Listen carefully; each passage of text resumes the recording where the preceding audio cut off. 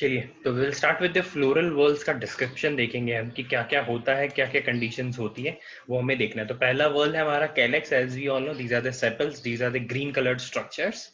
ठीक है, कलर्ड भी हो जाते हैं कभी कभी ये चीज, but usually they are green coloured structure. If you are seeing this particular thing, see this green colour structure which is holding that flower, and which is protecting the bud, which is protecting the floral bud in the initial stages, is called as a calyx. ठीक है, इसकी individual unit को हम we call it sepals. हमको sepal बोलते हैं. Sepal is usually green in colour, but they can be coloured as well. ठीक है, कैलस का वैसा डिस्क्रिप्शन हमने देख लिया है. अभी हम बस कुछ एक्स्ट्रा चीजें देखेंगे, कुछ टर्मिनोलॉजीज है जो हमें भी देखेंगे कि वो चीज जब हमें काम आएगी जब हम एक फ्लावर का डिस्क्रिप्शन करेंगे ना, एंड ऑफ द चैप्टर हम जब फ्लावर को डिस्क्राइब करेंगे, ठीक है, फ्लोरल फॉर्मूला, फ्लोरल डायग्राम वगैरह करेंगे ना, तब हमें ये चीज से काम आएंगी. ठीक है, अब देख लो कलर के बेसिस पे क्या क्या चीज होता है. देखो, इसको एक नाम दे दिया है सेपेलॉइड. सेपेलॉइड होगा ग्रीन इन कलर, सेपल जैसे होगा. ठीक है, अगर सेपल जैसा है तो उसको हम सेपेलॉइड टर्म दे देते हैं. सेपेलॉइड मतलब जो कैलेक्स होगा वो ग्रीन कलर का है. सेपेलॉइड मतलब कैलेक्स होगा सेपल जैसा. Normal sepal is green in colour, तो सेपेलॉइड. ठीक है, and sometime we use a term non as petaloid. हम उसको बोल देते हैं भाई ये पेटेलॉइड है. पेटेलॉइड मतलब जो सेपल है वो पेटल जैसा दिख रहा है. ठीक है, अलग कलरफुल कलर्स होते हैं उसमें, इसलिए इट रिजेंबल्स पेटल्स, तो वी कॉल इट पेटेलॉइड. ठीक है, सिंपल चीज. सेपल जैसा होगा तो सेपेलॉइड, पेटल जैसा दिखेगा अगर सेपल तो उसको हम बोल देते हैं पेटेलॉइड. दो टर्म्स हमें समझ में आ गए. फिर हम देखेंगे कोहेजन. ठीक है, कोहेजन. कोहेजन मतलब अटैचमेंट, उनका जुड़ना कैसा है, उनके बीच में अट्रैक्शन किस टाइप का है. तो हम देखेंगे. देखो, एक होता है पॉलीसेपेलस, एक होता है गैमोसेपेलस. पॉली मतलब फ्री, समझ के चलो इसको. पॉली मतलब फ्री. ठीक है, अब पॉलीसेपेलस देखो, sepals are free and separate. जो सेपल्स होंगे, अगर आपने देखा होगा ना, तब sepals are also in particular structure, एक पर्टिकुलर नंबर में होते हैं. तो sometime what happens is, for example in this case, in this case example, this white flower, see if you are seeing the sepals green color part, अगर आप green color वाला part देख रहे हो, ठीक है, तो उसमें if you are seeing, देखो ये पूरा एक ट्यूब लाइक स्ट्रक्चर बन गया है. क्या हो गया? एक ट्यूब लाइक स्ट्रक्चर बन चुका है. अब ट्यूब लाइक स्ट्रक्चर इसको हम कैसे बोल रहे हैं? Because all the sepals are fused, है ना. Because all the sepals are fused in this, सारे सेपल फ्यूज्ड हैं. And on the other hand अगर आप यहाँ पर देखोगे, देखो this is one sepal, this is the other sepal, तो ऐसे ही पीछे दो और होंगे. तो दो सेपल्स आर सेपरेटेड, मतलब एकदम सेपरेटेड नहीं, but they are separate. You can easily say कि यार इसके जो सेपल्स हैं यार सेपरेटेड हैं, एंड ये जो सेपल्स हैं they are fused and they are forming a tube like structures. They are forming a tube like structures. अब ऐसा कोई डाउट आ सकता है आप लोग, यार जब स्टार्टिंग होती है तब तो सारे फ्यूज्ड ही होते हैं. ये स्टार्टिंग होती है तो सारे फ्यूज्ड ही होते हैं, because what, they are enclosing a but, they are enclosing a floral bud. उसका प्रोटेक्शन का ही तो काम है सेपल का. बट हम लेटर स्टेजेस की बात कर रहे हैं. जब लेटर स्टेजेस, जब हमारा फ्लावर निकल जाता है, उसके बाद भी अगर सेपल फ्यूज्ड है, then we will call it a gamosepalous. Sepals are fused, sepals fused होंगे, we will call it gamosepalous. ठीक है, एंड अगर फ्यूज्ड नहीं होंगे, फ्री होंगे, then we will call it as polysepalous. ठीक है, पॉलीसेपेलस, गैमोसेपेलस. तो ये चारों टर्म क्लियर हुए, sepaloid, petaloid, polysepalous and gamosepalous. Please confirm, ये चारों टर्म आपको क्लियर हो गए. वेरी इजी, कोई उसमें वो नहीं है, कोई कंफ्यूजन नहीं होना चाहिए. पॉलीसेपेलस याद रखना, ये टर्म अभी बहुत जगह यूज होगा. Poly poly and गैमो. गैमो is something fused मान के चलो. ठीक है, ओके. तो डायग्राम आपने देख लिया, ये रहा, इजीली इससे हमें पता चल जा रहा है. अब आप देखेंगे Corolla. Now what is Corolla? Corolla क्या होता है? पेटल्स होते हैं. Corolla is nothing but petals, right. अब कोरोला में कोहेजन्स देखते हैं कैसा होता है. कि पेटल्स भी अगर आपने देखे होंगे, there are n number of flowers जिनमें पेटल्स भी हमारे फ्यूज्ड होते हैं. There are n number of flowers जिनमें पेटल्स फ्यूज्ड होते हैं. क्या होते हैं? Petals are fused. And there are n number of plant जिनमें पेटल्स होते हैं फ्री. ठीक है, पेटल्स फ्यूज्ड भी हो सकते हैं, पेटल फ्री भी हो सकते हैं. ठीक है, तो अब देखो क्या होता है. अब सेम चीज, पॉली पेटल्स. पॉली मतलब फ्री, तो petals are free and separate. And the other is gamopetalous. Petals are fused in whorls or in parts. कोई इसमें डाउट आ रहा है? नहीं आ रहा है. देखो, ऊपर हम सेपेलस बात कर रहे थे, सेपल्स की बात कर रहे थे, यहाँ पे हम पेटल्स की बात कर रहे हैं, पेटल्स की बात कर रहे हैं. Simple. Polysepalous, petals are free. Gamosepalous, petals are fused. Clear? कोई डाउट है इसमें? कोहेजन में डाउट है कोरोला के, पेटल्स के? कोई डाउट? यस और नो?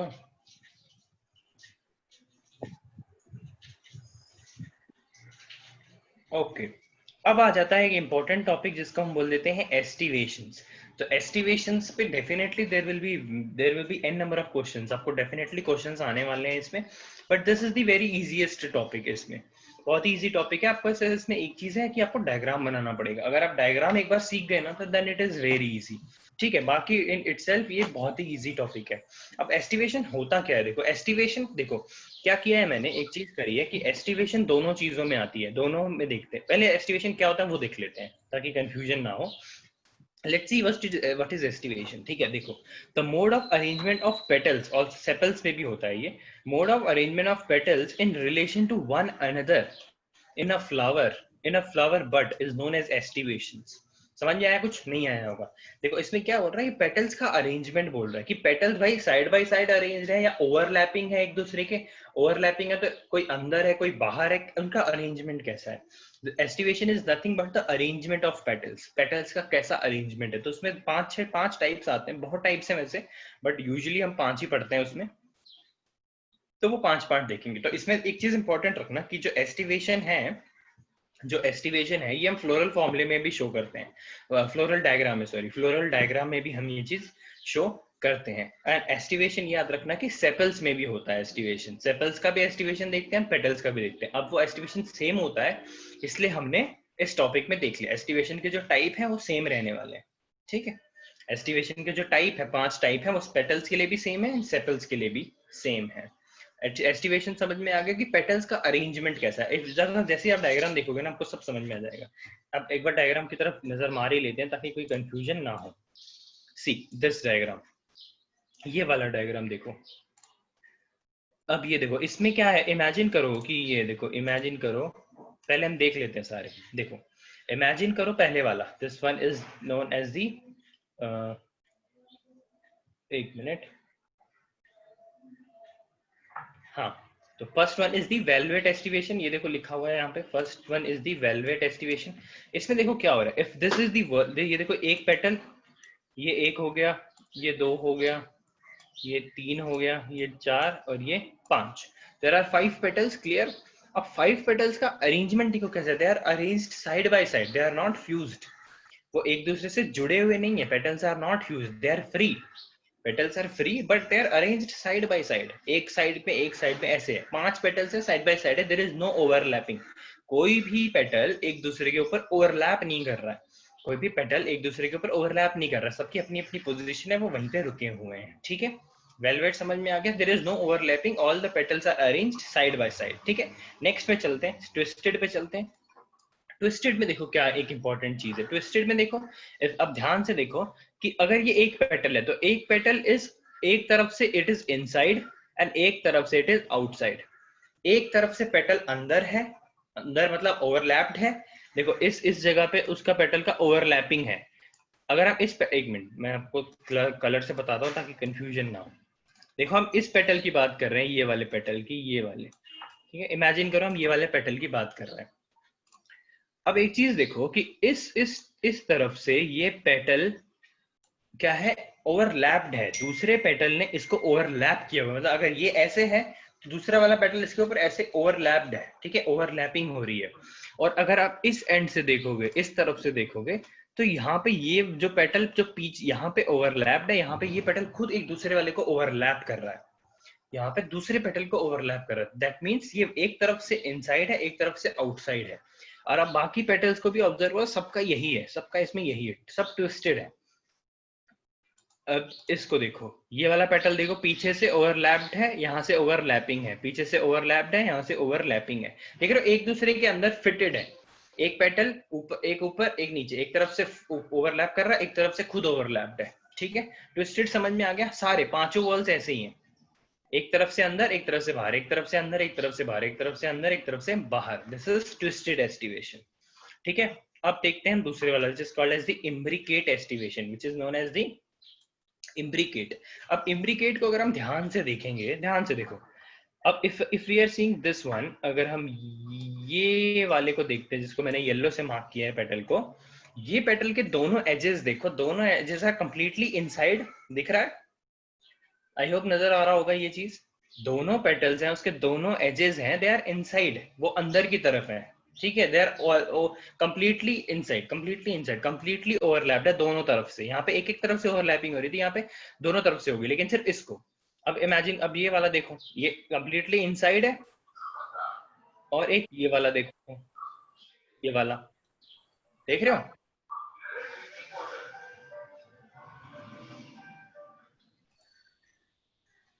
देख रहे हो ये वाला? दोनों तरफ से ओवरलैप कर रहा है, ये दोनों तरफ से बाहर है, दोनों तरफ से ओवरलैप कर रहा है ये, समझ रहे? देखो, ये है कंप्लीटली इनसाइड, ये है completely outside, and three are overlapping, and three are overlapping. समझ में आ गया? एक बार मुझे कंफर्म करो, इम्ब्रिकेट वाला समझ में आया क्या? जस्ट कंफर्म कि इम्ब्रिकेट वाला आपको समझ में आया? One is completely inside, one is completely outside, and three are overlapping like in twisted. जो twisted में हो रहा था वही चीज हो रही है वहां पर। आ गया समझ? इजी है, कोई डाउट नहीं। कंप्लीटली इनसाइड ये रहा, कंप्लीटली आउटसाइड ये रहा, एंड थ्री आर ओवरलैपिंग। एक साइड से ओवरलैप्ड है, एक तरफ से ओवरलैपिंग है, एक तरफ से ओवरलैप्ड है, एक तरफ से ओवरलैपिंग है। समझ गए? इम्ब्रिकेट आई होप समझ में आ गया होगा। Now this is the vexillary, थोड़ा कॉम्प्लिकेटेड है बट ऐसा भी कुछ नहीं है इसमें। इसमें देखो, जो नीचे हैं दे आर, जो नीचे के दो हैं, जैसे इसमें एक तो सबसे बड़ा है जो सारे पूरे स्ट्रक्चर को ओवरलैप कर रहा है, एक सबसे बड़ा पेटल है इसमें, सबसे बड़ा पेटल है, बहुत ही बड़ा साइज है उस पेटल का। दिस इज नंबर 1 और 2 3 4 एंड 5, ठीक है? एक ऊपर है, 2 3 4 5, दो यहाँ पे, दो यहाँ पे और एक ऊपर है। तो सबसे बड़ा वाला ऊपर वाला है, वो पूरे स्ट्रक्चर को ओवरलैप कर रहा है, and two of them are inside। ये जो दो हैं they are inside, and ये दो हैं, this is, एक तरफ से ओवरलैप्ड है, एक तरफ से ओवरलैपिंग कर रहा है, एक तरफ से ओवरलैप्ड है, एक तरफ से ओवरलैपिंग कर रहा है, ठीक है? वेक्सिलरी वाला समझ में? अगर वेक्सिलरी नहीं समझ में आया तो हम जब रीड करेंगे एक बार तब आपको समझ में आ जाएगा, ठीक है? डायग्राम्स हमने देख लिए, इस टाइप से कुछ होता है। अब देखते हैं हम क्या क्या टाइप के एस्टिवेशन होता है, रीड करेंगे ताकि कोई कंफ्यूजन ना हो जब आप इसको पढ़ रहे हो तो। अब देखो, वेलवेट एस्टिवेशन देखेंगे, petals of a whorls, it can be petals and sepals, as I have already told you, petal sepals दोनों हो सकते हैं। पेटल्स ऑफ अ वर्ल्स और sepals meet by their edges but do not overlap, there is no overlapping, सिर्फ side by side आके खड़े हो जाते हैं, साइड बाय साइड रहते हैं एक दूसरे के, देयर इज नो ओवरलैपिंग। उस टाइप के एस्टिवेशन को हम बोलते हैं valvate. Then again we have twisted, जहां पे margin of petals are overlapping regularly, जो पेटल्स हैं रेगुलरली ओवरलैप कर रहे हैं, एक तरफ से ओवरलैप्ड है, एक तरफ से ओवरलैपिंग कर रहे हैं। One margin of the petal overlaps the next and the other is overlapped by the preceding petal. Twisting may be either clockwise or anti-clockwise. It can be both. दोनों टाइप के हो सकते हैं, clockwise, anti-clockwise. Twisted हम समझ गए, एक तरफ से ओवरलैप, एक तरफ से अंदर, एक तरफ से बाहर है, और ये सारे पांचों ऐसे ही कर रहे हैं। इम्ब्रिकेट अगर रीड करेंगे तो margins of petals are overlapping irregularly, इसमें इररेगुलर ओपनिंग है, ओवरलैपिंग है। देखो, हमने 5 पेटल्स वाला एग्जांपल लिया था, out of 5 petals one is completely inside, एक तो पूरा अंदर है, one is completely outside, and three are overlapping, and remaining 3 margin, one margin is internal and other is external. This type of estivation, as we have seen in the diagram, is called as the imbricate type of estivation. ठीक है? This is imbricate. One is inside, one is outside, and 3 are overlapping. So I hope ये चीज समझ में आई हो। अभी देखते हैं बाकी एक वेक्सिलरी वाला। देखो, वेक्सिलरी में क्या है होता है, vexillary it is a type of imbricate, vexillary भी एक टाइप ऑफ इम्ब्रिकेट एस्टिवेशन ही है। Why is vexillary is a type of imbricate aestivation? इसमें भी देखो यार, एक कंप्लीटली इनसाइड है, एक कंप्लीटली आउटसाइड है, एंड टू आर ओवरलैपिंग, वही चीज हो रही है इसमें। Imbricate aestivation in which the anterior petal is internal, ये जो पेटल्स हैं नीचे वाले दो, they are internal. posterior petal is the largest and almost covers the two lateral petal, ये दो lateral petal को almost cover करके रखता है वो, ठीक है? In their turn nearly overlap the two anterior and smallest petals, जो नीचे वाले petals को होते हैं वो कवर करके रखते हैं। तो वेक्सिलरी वाला भी समझ में आ गया होगा, एक बड़ा है जो सबको ओवरलैप कर रहा है, then two are internal and two others are overlapping। ठीक है, आई होप ये चीज समझ में आ गई है, क्लियर है? तो नेक्स्ट टॉपिक पे चलते हैं।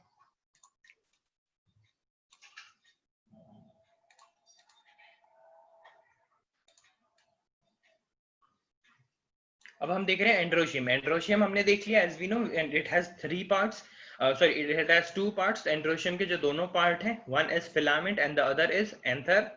Filament and anther. फिलामेंट हमने देख लिया था कल, इसका काम क्या होता है। एंथर हमने देख लिया था कि भाई यूजुअली बाइलोब्ड होता है बट सिंगल लोब भी होते हैं, और एक लोब के अंदर 2 माइक्रोस्पोरेंजिया होता है। Microsporangia nothing but pollen sacs. Pollen sac के अंदर क्या होता है, पोलन ग्रेन बनते हैं। ठीक है, अब हम यहाँ पर देख रहे हैं एंड्रोशियम किस किस टाइप्स के हमें विजिबल होते हैं। फॉर एग्जाम्पल अगर आपने चाइना रोज देखा हो तो उसमें बहुत एलोंगेटेड होता है, सारे बाहर आए होते हैं, सारे बाहर आए होते हैं, है ना, सारे बाहर आते हैं, सब इंडिविजुअल होते हैं, अकेले अकेले होते हैं, कोई भी उनमें जॉइंट जॉइंट नहीं होता, सारे बंडल में नहीं होते। ठीक है, तो उसी टाइप से हमारे 5 ये बनते हैं, 5 टाइप्स ऑफ एंड्रोशियम के कोहेजन होते हैं। अब आपको कोहेजन और एडहेजन का डिफरेंस पता है किसी को, कोई मुझे बताओ। कोहेजन एंड एडहेजन, अब दोनों का मतलब चिपकना ही होता है। कोहेजन एंड एडहेजन का difference, if someone knows tell me, किसी को पता है what is cohesion and what is adhesion?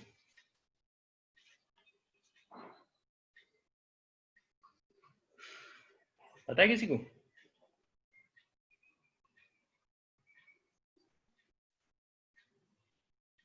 Yes no तो बोल दो।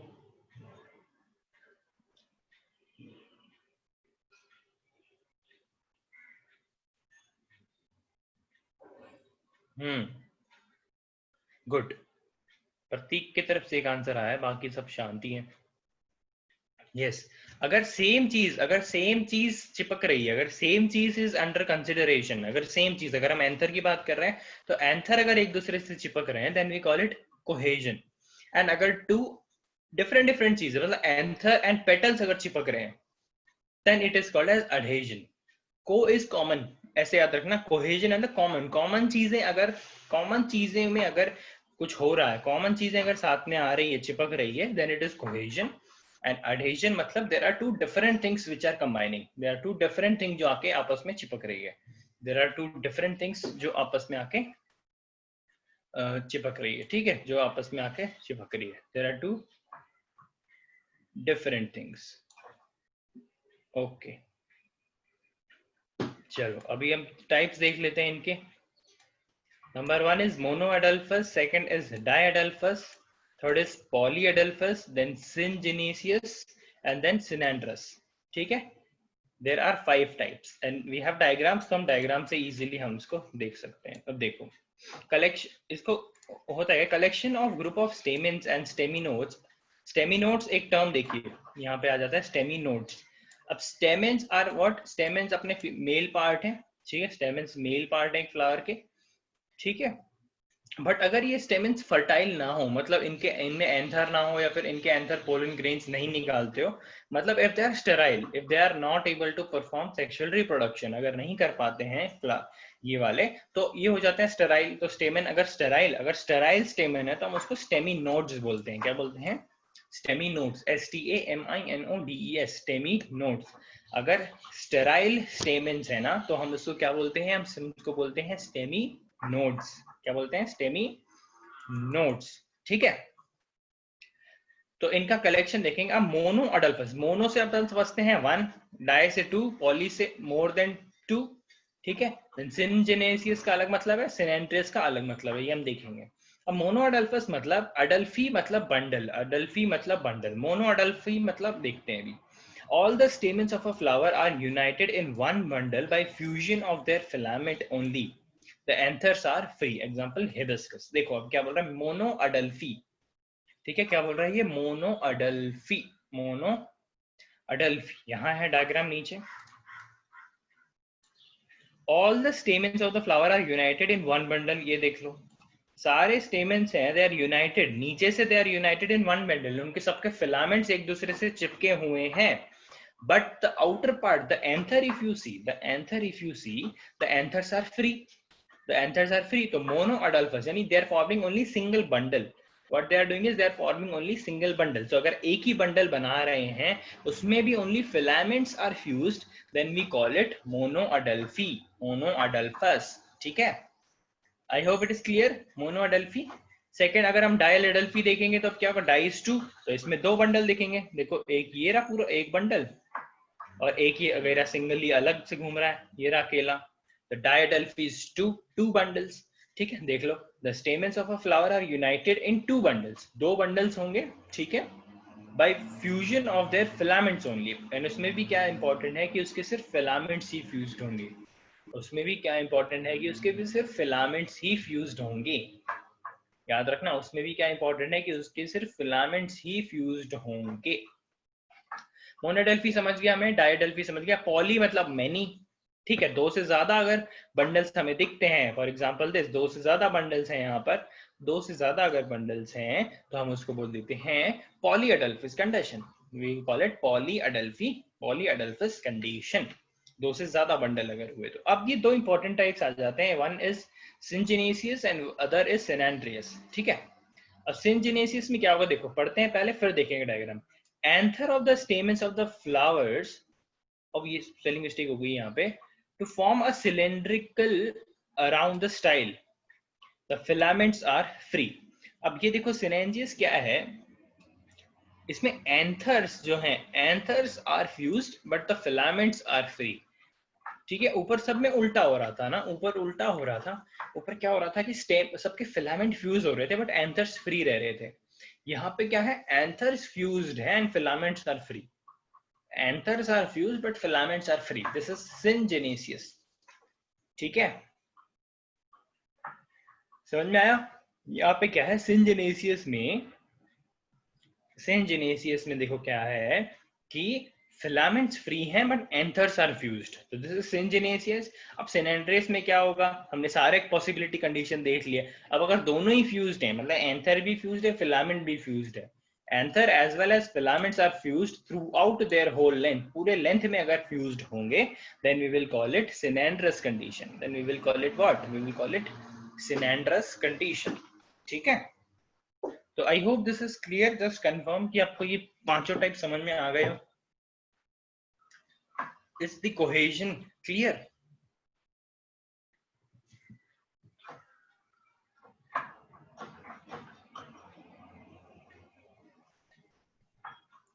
यस इट इज इजी, ये आपको याद रखना है। अगर अडल्फी का मतलब मोनो इज मोनो डाइट रहा है तो पता ही है आपको, अडल्फी मतलब बंडल, ठीक है। फिर सिंजिनेसियस एंड सिनेंड्रस दो टाइप है। सिंजिनेसियस लंबा टर्म है, ऐसे याद रखना कि लंबा टर्म है, syngenesious is a longer term than synandrous. तो सिंजिनेसियस में क्या होगा कि एंथर फ्यूज्ड होंगे, फिलामेंट फ्री होंगे, एंड लास्ट सिनेंड्रस, सिनेंड्रस में क्या होना है, सारे ही फ्यूज्ड होने, एंथर भी फ्यूज्ड होंगे फिलामेंट भी फ्यूज्ड होंगे। So I hope cohesion is clear. Then we will move to adhesion. Adhesion is anther का चिपकना किसके साथ। अब एंथर अगर एंथर के साथ चिपक रहा है तो हम कोहेजन बोलते हैं उसको, कोहेजन तो हमने देख लिए। अब एंथर किस किस के साथ चिपक सकता है, अब एंथर सेपल्स के साथ चिपक सकता है, एंथर अभी पेटल्स के साथ चिपक सकता है, एंथर गाइनोशियम के साथ भी चिपक सकता है ना। ये तीन पॉसिबिलिटी है, इन तीनों के साथ चिपक सकता है। तो हम देखेंगे भाई एडहेजन कौन कौन से होते हैं, एडहेजन कौन कौन से होते हैं इसमें, ठीक है। अब देखो we are seeing 3 types but यहाँ पे 4 और भी types होते हैं, तो this is not 4, this is 3।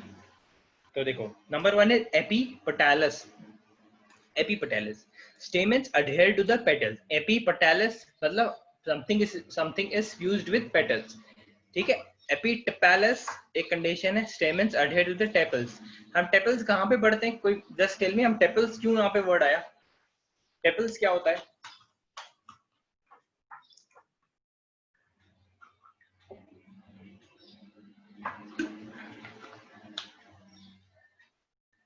What are tepals? Or it is a spelling mistake for petals? Confirm? बताओ। अच्छा आ गया। हाँ नहीं साहिल, you're wrong, not sepals। Yes, when both are similar, when we are not able to distinguish, when we are not able to distinguish कि भाई ये sepal है कि पेटल है, ये होता है जब उस कंडीशन में जब सेपल्स हमारे कलर्ड हो जाते हैं, कलरफुल जब हो जाते हैं ना, तो हम कंफर्म बता ही नहीं पाते भाई ये सेपल है कि पेटल है। तो जब हम ये नहीं बता पाते तब हम उसको बोल देते हैं कि भाई ये टेपल्स है। ये तो इंडिविजुअल यूनिट हो गई उसकी। बताओ इस पूरे स्ट्रक्चर को क्या बोलते हैं, इंडिविजुअल यूनिट तो टेपल्स हैं, पूरे स्ट्रक्चर को क्या बोलते हैं बताओ। Individual unit is tepal, what we call the entire thing, entire structure को हम क्या बोलेंगे,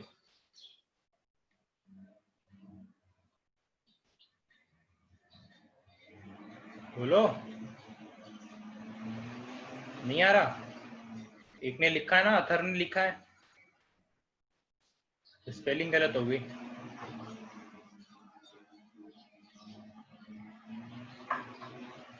किसी को नहीं आ रहा?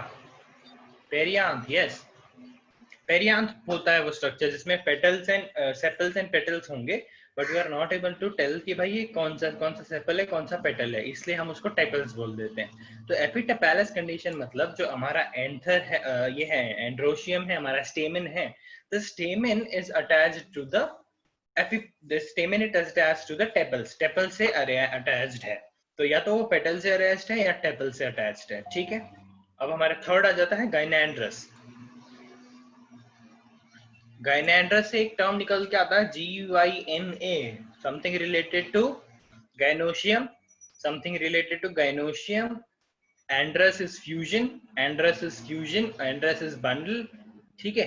तो गाइनेंड्रस कंडीशन में क्या होगा, stamens adhere to the carpel, समझ गए? Carpel is what? Carpel is what? Carpel is the female reproductive part of a flower.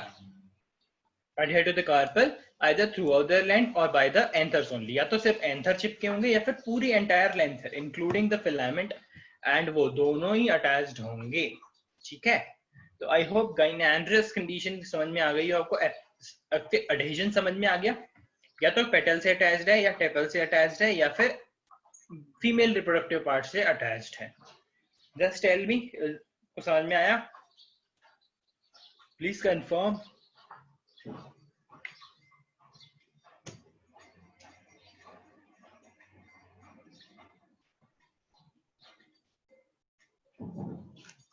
Okay, तो अभी हमारा ये इसका था लास्ट पार्ट था, लास्ट वर्ल है गाइनोशियम, इसकी वर्ल को हम बोलते हैं कार्पल, ठीक है।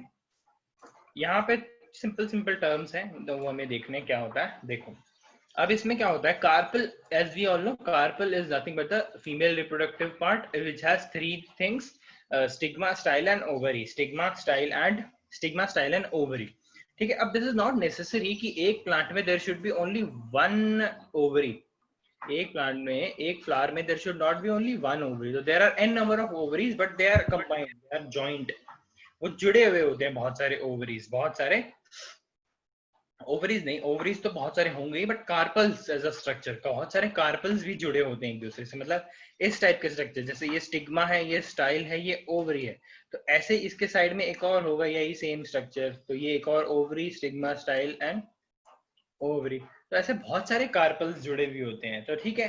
तो नंबर ऑफ कार्पल के हिसाब से हमने उनको नाम दिया। अगर there is only one carpel, अगर एक कार्पल है तो there will be one ovary, एक कार्पल है तो एक ही ओवरी होगी ना, तो monocarpellary is single, bicarpellary is two carpel, tri is three, tetra is four, penta is five and multi is n number, more than five. समझ में आ गया? Number of carpels, carpel is the entire structure, ठीक है। don't consider carpel as only ovary, don't consider carpel as only ovary, सिर्फ ovary नहीं है, entire structure, entire carpel की बात चल रही है, including stigma, style and ovary, तीनों चीजों की बातें कर रहे हैं हम। तीनों चीजों, अगर वो एक है तो मोनो, अगर दो है तो बाय, तीन है तो ट्राई, चार है तो टेट्रा, पांच है तो पेंटा एंड पांच से ज्यादा है तो मल्टी कार्पलरी, ठीक है। इतने टाइप के हमें मिलते हैं, इसीलिए हम पढ़ रहे हैं। So I hope number of carpels is clear. Next देखते हैं कोहेजन। कोहेजन क्या होता है, कार्पल का कार्पल से ही अटैचमेंट क्या होता है, देखो। One is apocarpous and other is syncarpous. Apocarpous is gynoecium comprised of two or more carpel which are free. एक होगा तो उसमें क्या ही हम फ्यूज करेंगे, क्या ही करेंगे, तो मोर देन वन तो होना ही चाहिए। तो if there are comprise of, दो से ज्यादा हैं, अगर दो हैं या फिर दो से ज्यादा हैं कार्पल, एंड वो दोनों ही फ्री हैं, they are not fused, they are not attached to one another, we call it apocarpous. And other is syncarpous, syn तो जहां पे आ गया मतलब फ्यूजन हो गया। तो gynoecium comprise of two or more carpel which are fused, अगर दो से ज्यादा कार्पल, दो हैं या दो से ज्यादा कार्पल हैं और वो फ्यूज्ड हैं तो वी कॉल इट सिनकार्पस, अगर वो फ्री है तो will call it apocarpous. Cohesion समझ में आ गया, कार्पल्स का एक दूसरे के साथ कोहेजन देख रहे थे हम। हिबिस्कस इज सिनकार्पस, पूछ रहे हो कि बता रहे हो?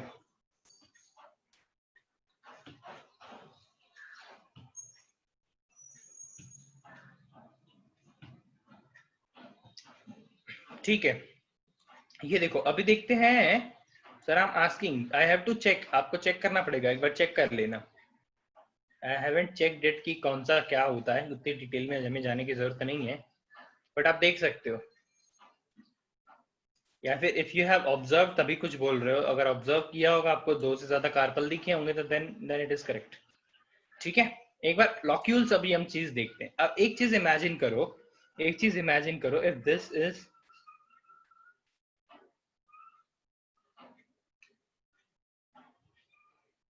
ठीक है, ये स्टिग्मा, ये स्टाइल, ये ओवरी।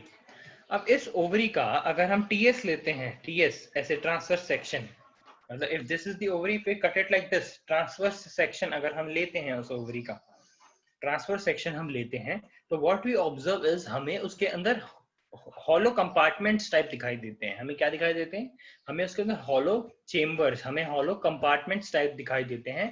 उन कंपार्टमेंट्स को हम बोल देते हैं ये है लॉक्यूल्स। क्या है, ये है लॉक्यूल्स। उन कंपार्टमेंट्स को हम बोलते हैं लॉक्यूल्स। ठीक है, अब वो टीएस लेने के बाद हमें कितने सारे लॉक्यूल्स दिखते हैं, यूनिलॉक्यूलर यानी एक लॉक्यूल, बाइलॉक्यूलर मतलब 2 locule, try is 3, tetra is 4, penta is 5, multi is more than 5। ठीक है, कितने अंदर उसके अंदर हमें लॉक्यूल्स दिख रहे हैं, हमें कितने अंदर उसके अंदर कंपार्टमेंट्स दिख रहे हैं, ये होता है लॉक्यूल। एक बार डेफिनेशन देख लेंगे।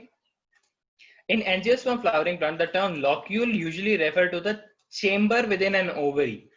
ठीक है, ये जो ओवरी है इसके अंदर चेम्बर्स होते हैं छोटे छोटे, there will be hollow compartments. उन चेम्बर्स को हम बोल देते हैं locules of the flowering. The locule contains the ovules and seed.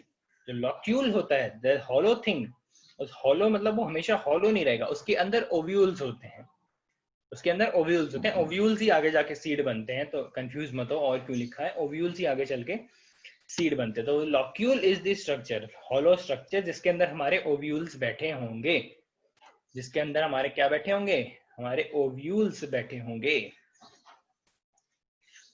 ठीक है, समझ में आ गया। यूनिलॉक्यूलर, बाइलॉक्यूलर, ट्राई, टेट्रा, पेंटा, जितने जितने लॉक्यूल्स होंगे उसके अंदर ऐसे दिखता है कुछ स्ट्रक्चर, जैसे ये है, अब दिस इज यूनिलॉक्यूलर, एंड अगर मैं इसमें ऐसे करके अगर मैं टीएस बनाऊं, ऐसा ऐसा दिख रहा है मुझे, यहाँ पे एक हॉलो दिख रहा है, यहाँ पे एक हॉलो दिख रहा है, यहाँ पे एक हॉलो दिख रहा है, तो this is what, this is trilocular, मेरे को 3 लॉक्यूल दिख रहे हैं। ऐसे ही अगर इसमें 4 हो जाते हैं तो दिस इज टेट्रालॉक्यूलर। तो ये चीज होती है इसमें, नंबर ऑफ लॉक्यूल्स। ठीक है, नॉट दैट इंपॉर्टेंट, बट हाँ याद रखो तो अच्छा है। ठीक है, डायग्राम देख ले तो एक बार ताकि क्लियर हो जाए। ठीक है, ये है यूनिलॉक्यूलर। ये देखो यूनिलॉक्यूलर में ये जो येलो येलो इसने बनाया है ना, ये ओव्यूल्स हैं। ये जो सर इट्स, हाँ वो स्पेलिंग मिस्टेक है कांशा, it is tri only, it is tri only. अब देखो यूनिलॉक्यूलर, ये जो येलो बनाए हैं, these are nothing but ovules. ठीक है, these are nothing but ovules, और you can call it seeds, जो अटैच्ड हैं अपना प्लेसेंटा में। ठीक है, अब देखो यूनिलॉक्यूलर, अब यहाँ पे एक भी लॉक्यूल नहीं है, दिस इज यूनी। अब यहाँ पे देखो, यहाँ पे we are seeing two, there is a partition, there is a septum, then we will see, we are able to see 2 locules. Bilocular, यहाँ पे देखो 1 2 3, यहाँ पे हमें 3 लॉक्यूल मिल रहे हैं, one is this, one is this, one is this. यहाँ पे वी आर सीइंग 4, 1 2 3 4, यहाँ पे देयर आर 5, है ना। लॉक्यूल्स के अंदर ही, लॉक्यूल्स के अंदर ही हमारे ओव्यूल्स प्रेजेंट होंगे, याद रखना, लॉक्यूल्स के अंदर ही हमारे ओव्यूल्स प्रेजेंट होंगे। ठीक है, ओव्यूल्स आर नथिंग बट आगे चल के जो सीड्स बनने वाले हैं। ठीक है, जो आगे चल के सीड बनने वाले हैं। ठीक है, ओके। अब एक चीज आ जाती है जिनको हम बोलते हैं प्लासेंटा। ठीक है, प्लासेंटा ह्यूमन के केस में तो जानते हो कि प्लासेंटा क्या होता है, ह्यूमन के केस में प्लासेंटा, है ना, ह्यूमन के केस में पता है ना प्लासेंटा क्या होता है।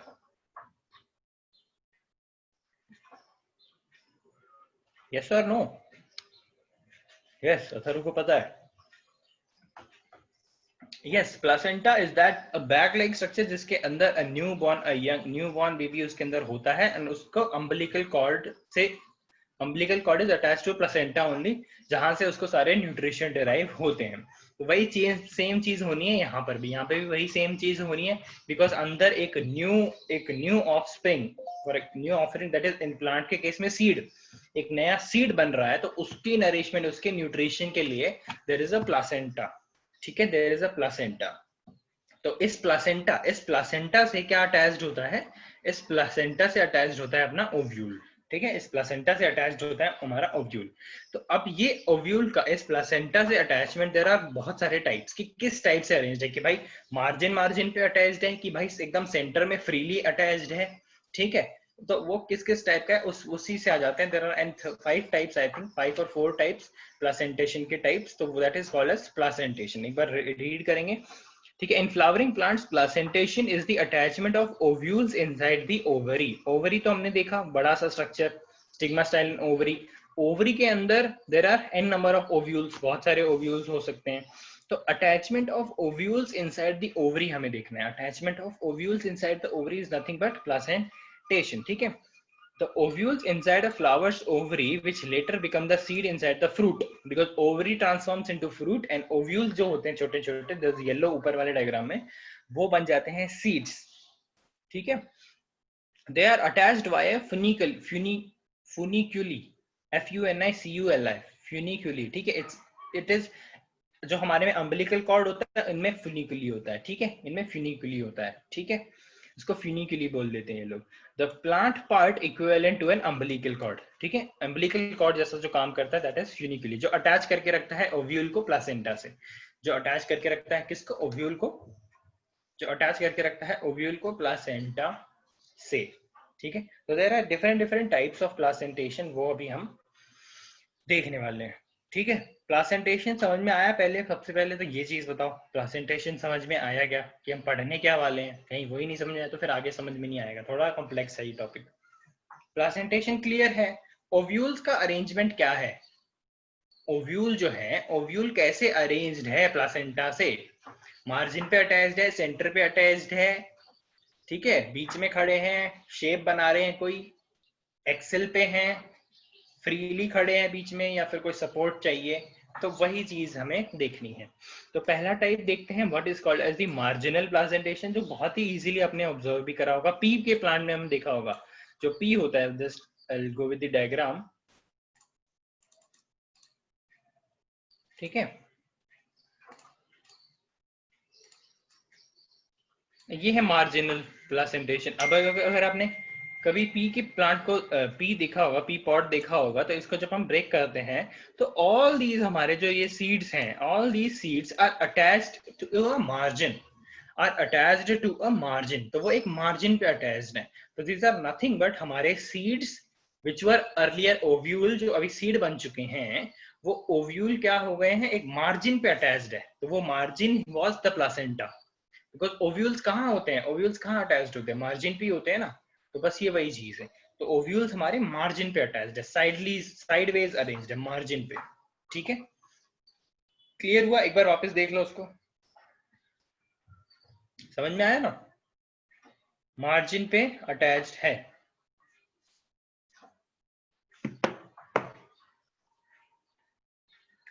Marginal placentation, I hope, is clear. Then we should move to the next one, which is called as exile. Exile is something related to the axis, यानी center. If you are seeing the diagram, देखो center exile placentation, देखो axis center है, एकदम centre में attached है, centre में ही ovules आ रहे हैं। देखो, अब देखो एक्साइल सबसे पहले तो कौन सी कंडीशन में होता है, मार्जिनल देखो कौन सी कंडीशन में होता है, मार्जिनल होता है मोनोकार्पलरी, यानी सिंगल कार्पल होना चाहिए उसमें, सिंगल कार्पली, एंड उस कार्पल में भी there should only be unilocular, एक ही लॉक्यूल होना चाहिए। मोनोकार्पलरी मतलब एक ही कार्पल, मतलब ये वाला जो स्ट्रक्चर था ना, ये एक ही होना चाहिए उस पर्टिकुलर प्लांट में। एंड इस स्ट्रक्चर के अंदर भी देर, अगर हम टीएस लें तो यहाँ पे hollow condition, hollow thing, unilocule, locule भी सिर्फ एक ही होना चाहिए। अगर वैसी कंडीशन है तो उस कंडीशन को हम बोलते हैं मार्जिनल प्लासेंटेशन। उस कंडीशन में जैसे हमारे सीड्स अरेंज्ड होंगे ना, उस कंडीशन को हम बोल देते हैं मार्जिनल प्लासेंटेशन। ठीक है, अब एक्साइल कौन से में होता है, देखो ऑकर्स इन बाई एक से ज्यादा, फर्स्ट ऑफ ऑल बाई और मल्टी, टू या फिर उससे ज्यादा, एंड मल्टी लॉक्यूलर, मतलब बाई कार्पेलरी भी चाहिए एंड मल्टी लॉक्यूलर भी चाहिए। देखो अगर कार्पल बढ़ गए तो लॉक्यूल डेफिनेटली बढ़ जाएंगे, ठीक है, कार्पल बढ़ गए तो लॉक्यूल डेफिनेटली बढ़ जाएंगे। बट कई बार ऐसा होता है सिंगल कार्पल में भी, मतलब जैसे ये कार्पल था, ये कार्पल है, इसकी ओवरी में there is one locule, but there are some of the plants जिसके एक कार्पल के अंदर there are n number of ovules, because हमने पीछे देखा ना, हमने कितने लॉक्यूल देखे, मोनो, डाई, ट्राई, टेट्रा, है ना। तो एक ही कार्पल में बहुत सारे भी हो सकते हैं। तो यहाँ पर देखो क्या है, यहाँ पे फर्स्ट ऑफ ऑल कार्पल बहुत सारे हैं और हर कार्पल के अंदर लॉक्यूल भी बहुत सारे हैं। There are n number of carpel, first of all carpel एक नहीं है, मल्टी है, एंड उन कार्पल के अंदर भी there are multi locules, locules भी बहुत हैं, दो है, दो से ज्यादा है, तीन है, जो भी है, लॉक्यूल्स भी बहुत ज्यादा है। तो इसमें क्या होता है देखो, the margin of the carpel fold inwards, fusing together the center of the ovary। ठीक है, जो मार्जिन होती है ना कार्पल्स की, मार्जिन जितने भी कार्पल जुड़े हुए हैं आपस में, उनकी मार्जिन क्या होगी, इनवर्सली फोल्ड होगी, इनवर्सली फोल्ड होगी एंड फ्यूज हो जाएगी। उनकी जो मार्जिन है, मतलब ये मार्जिन एक की हो गई, दूसरे की हो गई, तो ये जो मार्जिन है कार्पल की अपने अंदर की तरफ फोल्ड होगी और सारे ये जो कार्पल है एक तरफ से एक एक फ्यूज हो जाएंगे, एक दूसरे से फ्यूज हो जाएंगे, ठीक है, fuse together in the centre of the ovary. बहुत जितने भी हमारे ये हैं सारे ओवरी के सेंटर में, ओवरी ये रहा बड़ा वाला स्ट्रक्चर, तो इसके अंदर हमारे सारे fuse together in the centre of the ovary where the placenta from. तो अभी जो इसका एकदम जो सेंटर स्ट्रक्चर है, अगर हम ऊपर से देख रहे हैं, अगर हम ऊपर से देखेंगे ना, अगर हम ऊपर से देख रहे हैं, तो ये जो सेंटर वाला पोर्शन है, यहाँ पे सारे ओव्यूल्स आके अटैच्ड होंगे। The ovules are borne at the near the centre on the placenta. तो यहाँ पे क्योंकि सबके प्लासेंटा आ जाते हैं, जितने भी लॉक्यूल ओवरीज हैं, जितने भी ये हैं कार्पल हैं, सबके जो ओव्यूल्स होते हैं एकदम सेंटर में आ जाते हैं, सबके ओव्यूल सेंटर में आ जाते हैं। और सबके ओव्यूल सेंटर में आना मतलब पहले प्लासेंटा आएगा, प्लासेंटा के ऊपर ही ओव्यूल लगे होते हैं। तो जितने भी प्लासेंटा होते हैं ये सेंटर में आ जाते हैं सबके, क्या जितने भी हमारे कार्पल हैं उनके प्लासेंटा सेंटर में आ जाता है, उस प्लासेंटा के ऊपर हमारे क्या होते हैं, ओव्यूल्स बेयर होते हैं, ठीक है। ये देख लो एग्जांपल। अब ये देखो, एक लॉक्यूल था, दो था, तीन था, इसमें तीन लॉक्यूल हम आपको दिखा रहे हैं, तीन लॉक्यूल दिख रहा है। तीन लॉक्यूल क्या हुआ, उनकी मार्जिन पास में आई, वहां से मार्जिन इनवर्डली फ्लो हो गई। अब यहाँ पे क्या हुआ, इन तीनों का जो वो था, क्या बोलते हैं, प्लासेंटा कॉमन हो गया, प्लासेंटा अटैच हो गया एक दूसरे से, प्लासेंटा फ्यूज कर गया एक दूसरे से, समझ रहे हो, प्लासेंटा फ्यूज कर गया, दिस इज ट्राइकार्पेलरी, ठीक है। प्लासेंटा फ्यूज कर गया, प्लासेंटा फ्यूज करने, सबका फ्यूज करके कॉमन प्लासेंटा हो गया। और हर प्लासेंटा से देखो, हर एक लॉक्यूल में दो दो ओव्यूल्स जुड़े हुए हैं, एक ओव्यूल ये रहा, एक ये रहा, एक ये रहा, एक ये रहा, ठीक है। हर एक लॉक्यूल में there are two ovules attached. तो इसका जो प्लासेंटा है वो कहाँ आ गया, सेंटर में आ गया। जहां जहां पे ओव्यूल्स अटैच्ड है वहीं वहीं प्लासेंटेशन है। प्लासेंट ओव्यूल वहीं पे होगा जहां पे हमारा प्लासेंटा होगा, ओव्यूल वहीं पे होगा जहां पे हमारा प्लासेंटा होगा। जैसे अगर यहाँ पे हो ना, ये हमारे ये ओव्यूल है, दैट मीन्स प्लासेंटा भी यही है। अगर यहाँ पे ओव्यूल है दैट मीन्स प्लासेंटा भी यही है, समझ रहे हो, गुड, समझ आ गया ना। कोई डाउट है तो मुझे अभी क्लियर करो फटाफट।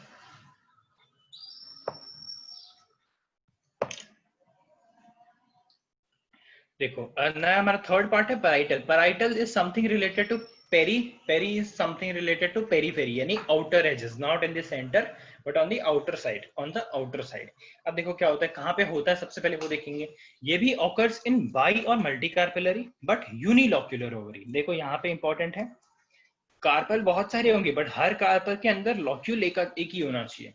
Carpels, there can be n number of carpels, there can be n number of stigma, style ovary वाला structure, n number of carpel, but हर एक carpel should be unilocular, उसके अंदर locule एक ही होना चाहिए, ठीक है। अब देखो क्या बोल रहा है, the carpels are fused only by their margin। तो जितने भी carpel हैं, because we are telling multicarpellary ना, तो multicarpellary में जितने भी carpel हैं, they are fused only by their margin, सिर्फ margin fused है, ठीक है, सिर्फ margin fused है, placenta नहीं fused। The placenta bearing the ovules developed by the swelling up of fusion adjacent margin of the carpel. The placenta then appear as the internal ridges on the ovary wall. Internal ridges on the ovary wall. Diagram देखो, ये रहा C वाला is the parietal, इसमें क्या होगा देखो, बहुत सारे, बिकॉज ये मल्टी कार्पेलरी है, बहुत सारे कार्पल हैं, बट इन सब में के अंदर लॉक्यूल एक ही है, ठीक है, मल्टी कार्पेलरी है, दे आर फ्यूज्ड, ठीक है, मल्टी कार्पेलरी आपको दिखेगा नहीं, इसमें हमने ऐसे वो नहीं बनाया, बट ये मल्टी कार्पेलरी है, लॉक्यूल इसके अंदर एक ही होना है, लॉक्यूल इसके अंदर एक ही होना है। तो अब क्या होगा देखो, ये जो मार्जिन है, पेरीफेरी है, पेरीफेरी पे इन तीनों के जो प्लासेंटा है वो ग्रो करेंगे, मल्टी कार्पेलरी है ना, पेरीफेरी पे इन तीनों के प्लासेंटा क्या करेंगे, ग्रो करेंगे पेरीफेरी पे, एंड पेरीफेरी पे मतलब ऑन द आउटर एजेस ही प्लासेंटा आ गया, तो वहीं पे हमारे सारे ओव्यूल्स अटैच्ड होंगे, पेरीफेरी यानी एजेस पे ही हमारे सारे ओव्यूल्स अटैच्ड होंगे। तो this is nothing but called as the parietal, एक minute, this is nothing but हमारा ये पैराइटल वाला कंडीशन, ठीक है, मार्जिनल देख लिया, पैराइटल प्लासेंटेशन देख लिया, एक्साइल प्लासेंटेशन देख लिया, ठीक है, is it clear? Marginal, axial and parietal. Parietal is on the periphery, axial at the center, at the central axis, marginal is on the margin. अब हम देखते हैं फ्री सेंट्रल, अब हम देखते हैं फ्री, अब हम देखेंगे फ्री सेंट्रल, ठीक है, फ्री सेंट्रल देखो क्या होगा, कहाँ पे होता है, सबसे पहले उसने वो बताया कि ऑकर्स इन मल्टी कार्पेलरी, सबसे पहले इसने बोला है occurs in multicarpellary but unilocular ovary, same जो ऊपर वाला था पैराइटल जैसा ही, occurs in multicarpellary, carpel बहुत सारे हैं बट उनके अंदर लॉक्यूल एक ही है, the carpels are fused only by their margin, the placenta develops in the center of the ovary as an upgrowth from the ovary base which bears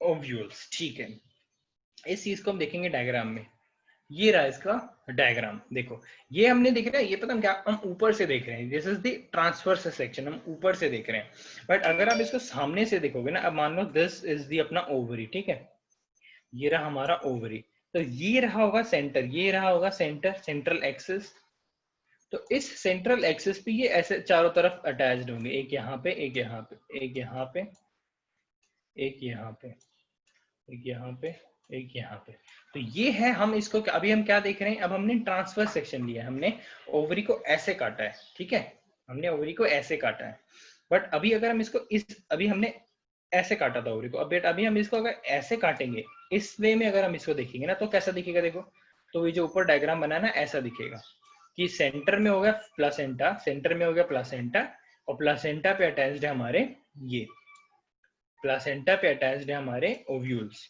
ये वाला diagram समझ लो, मैं अजीब सा बना रहा हूँ, ये वाला डायग्राम समझ लो, जब हम इसको ऐसे काट के देखेंगे ना, तो ये तीन, जब से हम दो ही बना रहे थे क्योंकि ये 2D हो गया ना, हम एक लेफ्ट बना सकते हैं, राइट बना सकते हैं, तो पीछे भी इसके है और आगे भी है, तो ये हमारा स्ट्रक्चर दिखेगा, तो this is nothing but free central, ठीक है, मल्टीलॉक्युलर ओवरी में होता है, but ovary should be unilocular, multicarpellary में होता है but ovary should be unilocular, ovary should be unilocular, ठीक है, I hope this is clear, and the last one is very simple, which is basal.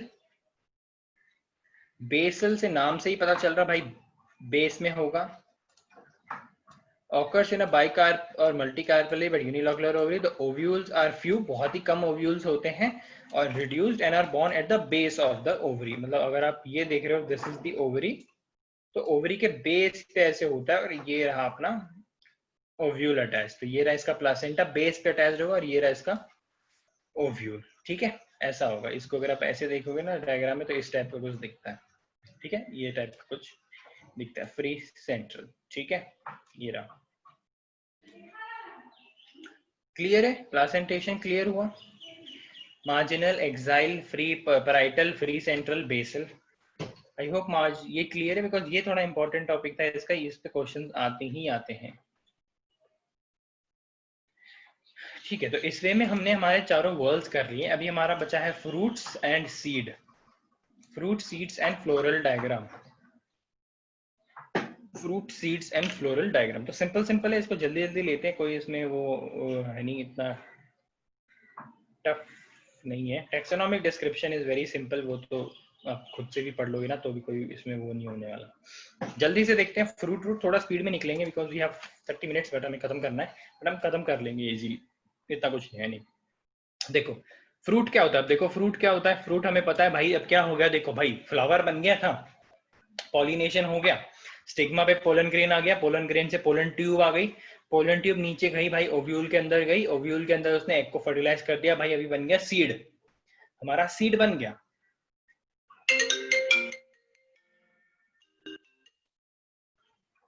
हमारा seed बन गया। अब क्या होना है, देखो हमारा जब सीड बन गया तो अब क्या होना है, अभी वो जो फ्लावर है, अब जो ओवरी है, ovary is getting, ovary will be transformed into fruit. जो हम एडिबल पार्ट खाते हैं ना, that is nothing but the ovary. ठीक है, एडिबल पार्ट खाते हैं, नथिंग बट द ओवरी। उसके अंदर हमारा क्या होगा, एक, उसके अंदर बताओ क्या होगा, उसके अंदर हमारा होगा सीड, उसके अंदर हमारा होगा क्या, सीड, उसके अंदर होगा सीड। देखो अब देखो क्या बोल रहा है ये, फ्रूट, अ फ्रूट में be defined as an edible product of the entire gymnosperm and any floral part which is sweet, juicy, fleshy, colored, aromatic, encloses seeds। ऐसा कोई भी पार्ट जो स्वीट है, जूसी है, फ्लैशी है, कलर्ड है, aromatic है, मतलब स्मेल है उस चीज की, और उसके अंदर एक सीड है, उसको हम बोल देते हैं फ्रूट। तो फ्रूट की दो category, as you all know, true fruit and false fruit. True fruit हमें पता है, ट्रू फ्रूट वो होते हैं जो डायरेक्टली किससे, जो डायरेक्टली कार्पल से ओरिजिनेट होता है, जो डायरेक्टली ओवरी से बनता है, ओवरी से बनता है। ठीक है, after fertilisation of the ovary, अगर ओवरी ट्रांसफॉर्म हो जाती है फ्रूट में तो हम उसको बोल देते हैं ट्रू फ्रूट।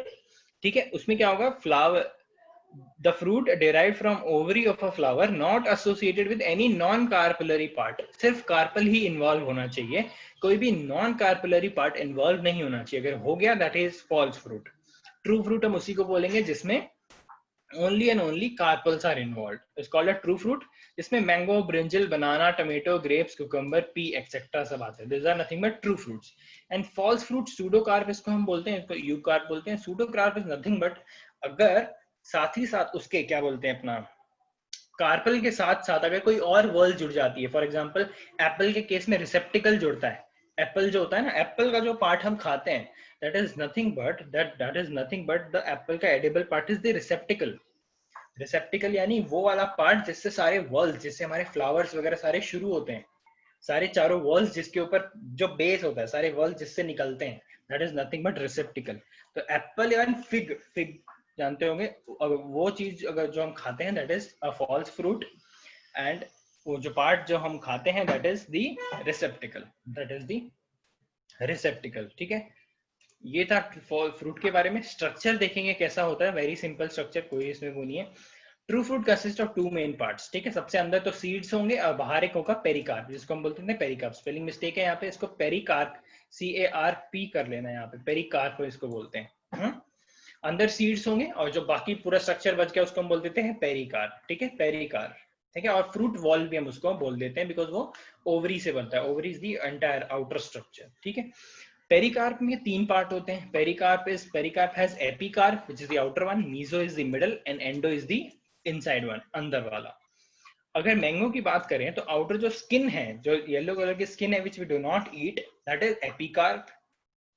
ठीक है, epicarp sweet, juicy and edible, fleshy, जो हम खाते हैं that is nothing but the mesocarp. The inner, एक फिर सीड के ऊपर एक हार्ड कवरिंग होती है, that is nothing but the endocarp. तो मतलब अगर मैंगो में हम जो खाते हैं that is nothing but mesocarp, mango का जो कवरिंग है दैट इज एपिकार्प। ठीक है, एंड सीड की जो कवरिंग है, before reaching to the seed there is a covering for seed, that is nothing but endocarp. ठीक है, ये देख लो डायग्राम,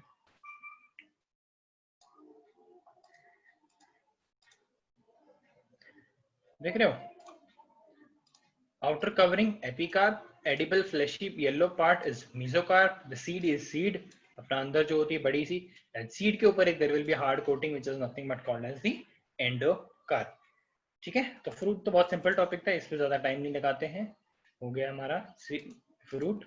अब हमें सीड देखना है, सीड में ऐसा क्या पंगा है, सीड हम क्या करने वाले हैं, अभी हम सीड दोनों के देखने वाले हैं। किसके, मोनोकॉट के सीड भी देखेंगे एंड उसके भी देखेंगे, मोनोकॉट के भी, मोनोकॉट के एंड डाइकॉट के, दोनों के सीड में क्या डिफरेंस होता है। ठीक है, बाकी इसका मैंने एक चार्ट होता है, फ्लो चार्ट, मतलब दोनों के डिफरेंस है, वो मैंने नहीं बनाया, so that will be your homework कि आपको मोनोकॉट एंड डाइकॉट सीड को टेबुलर फॉर्म में बनाना है, मोनोकॉट एंड डाइकॉट सीड को टेबुलर फॉर्म में बनाना है। वो आपके होमवर्क वाले क्वेश्चन में होगा, मैं बस बता रहा हूँ कि I will be giving that question पक्का। ठीक है, तो अच्छे से उसको अभी से ध्यान से पढ़ लेना। ठीक है, सीड क्या होता है, राइपेंड ओव्यूल, ओवरी बन जाता है फ्रूट, तो ओव्यूल बन जाता है सीड, विच कंटेन्स एम्ब्रियो। अब सीड के अंदर क्या है, सीड के अंदर ही तो एम्ब्रियो है, सीड के अंदर ही तो वो स्ट्रक्चर है जो जाके अगला प्लांट बनाने वाला है ना। सीड को हम बोएंगे तो वो जर्मिनेट करेगा और फिर नया प्लांट बन जाएगा। That is the miniature, embryo बोल लो या फिर उसको मिनिएचर ऑफ प्लांट बॉडी बोल लो, दैट इज सीड। तो अभी हम देखेंगे भाई एक डाइकॉट सीड में क्या क्या होता है, डाइकॉट सीड के कैसे कैसे पार्ट्स होते हैं। हम पहले रीड कर लेते हैं फिर डायग्राम देखेंगे आराम से, ठीक है। अब क्या होता है, every seed has a outer covering which is called as the seed coat. बहुत ही हार्ड होता है ये seed coat. It develops from the integuments of the ovary. जब हम एनाटॉमी पढ़ेंगे ना तो हम ओवरी के इंटीग्यूमेंट्स देखेंगे। एनाटॉमी के ओवरी के अंदर बहुत सारे ऐसे different different kind of layer होते हैं, फिर अंदर जाके एक छोटा सा ओव्यूल होता है, फिर वो बोलेंगे जाके ऐसे फ्यूज करता है उसको, ठीक है। तो seed coat is nothing but any, it can be any of the integument, ठीक है। अब देखो क्या होता है, आउट सीड पे भी दो कोट होते हैं, सब में किसी किसी में एक भी होता है। तो आउटर कोट को हम बोल देते हैं टेस्टा। एक सीड का आउटर कोट जो होगा उसको हम बोलेंगे टेस्टा। इनर कोट जो होगा, इनर लेयर जो होगी उसको हम बोलते हैं tegmen. Testa and tegmen, I hope सुना होगा ये वर्ड आपने, पहले नहीं सुना तो कोई नहीं, आज सुन लिया। Outer coat is nothing but testa and inner coat is nothing but tegmen. Testa and tegmen, ठीक है, समझ में आ गया। The outer surface of the seed shows a scar or a mark attached with the seed stalk, which is called as the hilum. आप मुझे एक चीज बताओ, if you have observed kidney beans, rajma observe करा है किसी ने? Kidney bean, have you seen rajma? Yes. अगर आपने राजमा देखा है तो उसके अगर जो वो जो बेंड पार्ट होता है, जो जैसे if I make this as a अपना अजीब सा राजमा, ये जो पार्ट होता है यहाँ पर आपने देखा होगा there is always a mark, always a dark coloured mark. If you observe the bit जो रेड कलर के होते हैं, अगर आपने रेड कलर वाले ऑब्जर्व करे हैं ना, थोड़े से एकदम ब्लैक में तो ज्यादा नजर नहीं आता वो, बट अगर आपने रेड कलर वाले ऑब्जर्व करे हैं ना तो उसमें यहाँ पे there is a scar, there is a scar, एक मार्क होता है। उस मार्क को क्या होता है, that is nothing but the attachment of the seeds, ठीक है। वो एक सीड का अटैचमेंट होता है, उस पर्टिकुलर उस मार्क को, उस स्कार को हम बोल देते हैं हाइलम, ठीक है। उस पर्टिकुलर स्कार को हम बोल देते हैं नथिंग बट हाइलम, ठीक है। उस स्कार को हम बोल देते हैं नथिंग बट हाइलम, ठीक है। हाइलम के नीचे अगर आप थोड़ा सा ऑब्जर्व करोगे ना, hilum, sir send the complete video out of class, yes yes Prateek I will send. Hilum के नीचे, हाइलम जो है, हाइलम के नीचे there will be a small dot. ध्यान से देखो, माइक्रोस्कोप वाले देखने की जरूरत नहीं, आंख से दिख जाता है। You will find a small spot, एक छोटा सा छेद आपको दिखाई देगा। दैट छेद is nothing but called as the micropyle.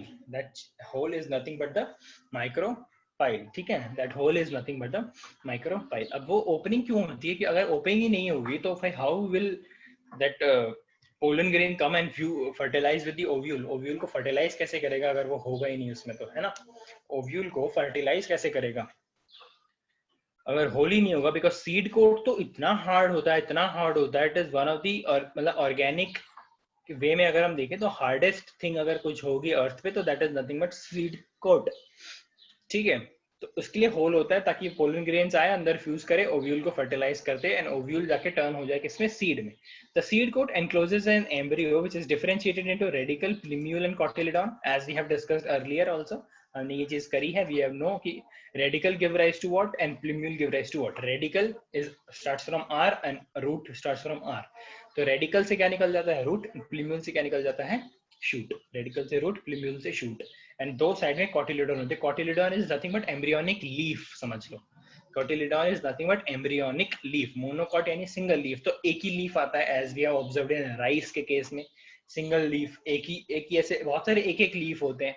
But in case of mango if you have see दो दो लीव्स आते हैं, हर तरफ दो दो लीव्स आते हैं, डाइकॉट, ठीक है, समझ में आ गया होगा। देखो, radicle when elongates give rise to primary root. Radicle से प्राइमरी रूट निकलता है, प्लूम्यूल से एरियल शूट निकलता है, ठीक है। Number of cotyledon, cotyledon is nothing but seed के जो लीव्स होते हैं, सीड के एम्ब्रियोनिक लीव्स होते हैं, ठीक है। इट कैन बी मोनोकॉटिलेडॉन यानी सिंगल लीफ, डाइकॉटिलेडॉन यानी टू लीव्स, ठीक है। ये हमने पहले भी करा हुआ है। The portion of embryonic axis between plumule and cotyledon node is called as epicotyl. ये हम डायग्राम जब देखेंगे तब आपको समझ में आ जाएगा।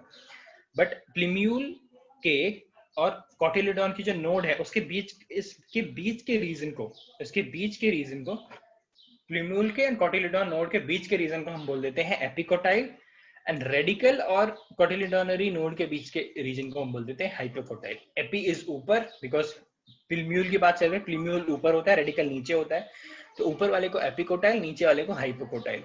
ठीक है, डायग्राम देखेंगे तो समझ में आ जाएगा, डोंट वरी। ठीक है, ये रहा डायग्राम, फटाफट देखो।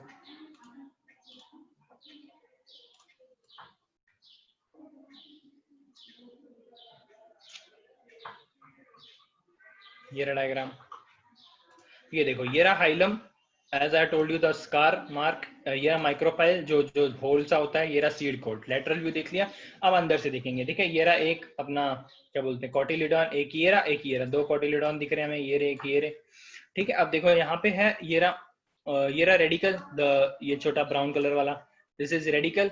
ठीक है, यहाँ पे ऊपर वाला दिस इज प्लीम्यूल। ठीक है, ये ऊपर वाले रीजन को हम बोल रहे हैं व्हाट, एपिकोटाइल। प्लीम्यूल के साइड जो है कवरिंग, और जो रेडिकल के साइड पे उस कवरिंग को हम बोल देते हैं हाइपोकोटाइल, नीचे वाला। ठीक है, हाइपोकोटाइल। सीड कोट है, कॉटिलिडॉन है, ये हम इसमें ऑब्जर्व कर पा रहे हैं। तो मोनोकॉट के मोस्टली सीड्स इसी टाइप के होते हैं। ठीक है, आई होप मोनोकॉट का सीड का डायग्राम इज क्लियर।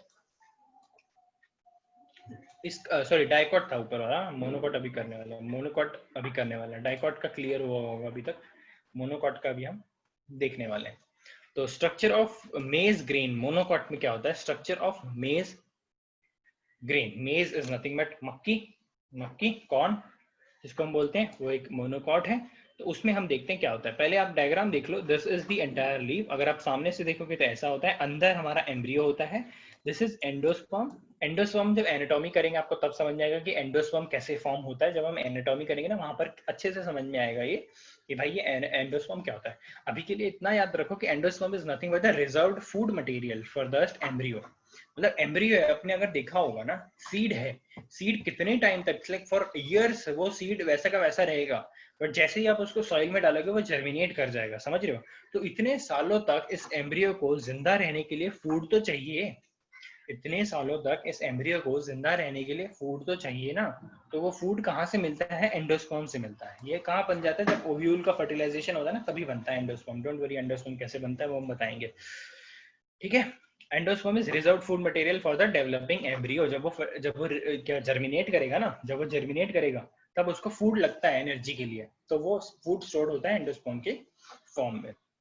ये रहा स्ट्रक्चर, ऊपर सबसे ज्यादा एरिया एंडोस्पर्म ही लेके रहता है, सबसे ज्यादा एरिया एंडोस्पर्म ही लेके रखता है। उसके बाद there is a layer, there is a single celled layer which is known as the aleurone layer.